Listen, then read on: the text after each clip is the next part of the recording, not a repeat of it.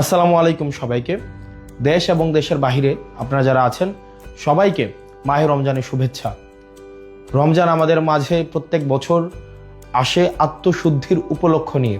আমাদের যেই জড়া কুরিপু, পরহিংসা, পরশ্রী কাতরতা, রাগ, ক্ষোভ সব কিছুর ঊর্ধ্বে উঠে আমরা যেন আমাদের ইফতার, আমাদের সাওম, আমাদের তারাবি এই প্রত্যেকটি উপলক্ষের মধ্য দিয়ে আমরা যেন আত্মশুদ্ধির উপলক্ষ খুঁজে নিতে পারি।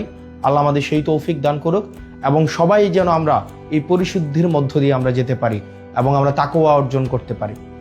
এই রমজানে প্রত্যেক বছর দেখা যায় কিছু অসাধু ব্যবসায়ী সিন্ডিকেট প্রতি বছর এই রমজানের উপলক্ষে তারা দ্রব্যমূল্যকে পুঁজি করে, দ্রব্যমূল্যকে এক রকমের সিন্ডিকেট করে আমাদের সাধ্যের বাহিরে নিয়ে যায়।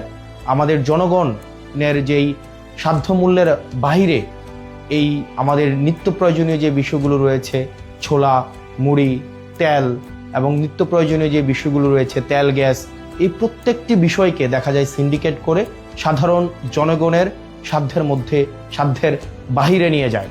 আমরা সরকারের কাছে আহ্বান থাকবে যেন এই সিন্ডিকেট, মাফিয়া, লুটেরা এবং চাঁদাবাজদের বিরুদ্ধে বিগত সময়ের মতো অন্তর্বর্তীকালীন সরকার গত বছর রোজায় যে ধরনের কঠোর ব্যবস্থা নিয়েছে এবং এই নিত্য প্রয়োজনীয় বিষয়গুলো যেভাবে মানুষের সাধ্যের মধ্যে ছিল, এই বছর যেন সাধ্যের মধ্যে থাকে সে বিষয়ে যথাযথ ব্যবস্থা নেবে।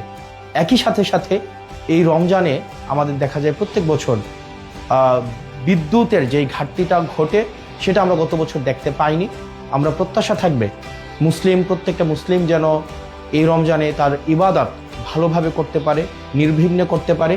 এই জন্য নিরবিচ্ছিন্ন বিদ্যুৎ সরবরাহ যেন ধর্মীয় প্রতিষ্ঠানগুলো এবং বাড়িতে নিরবিচ্ছিন্ন বিদ্যুতের যেন ব্যবস্থাটি সুনিশ্চিত হয় সে বিষয়ে যথাযথ ব্যবস্থা নেবে।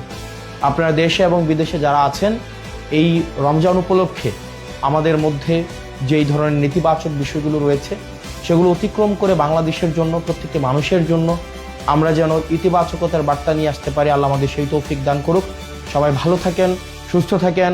রমজান আমাদের মধ্যে রহমত এবং বরকত নিয়ে আসুক। আসসালামু আলাইকুম ওয়া রাহমাতুল্লাহি ওয়া বারাকাতুহু।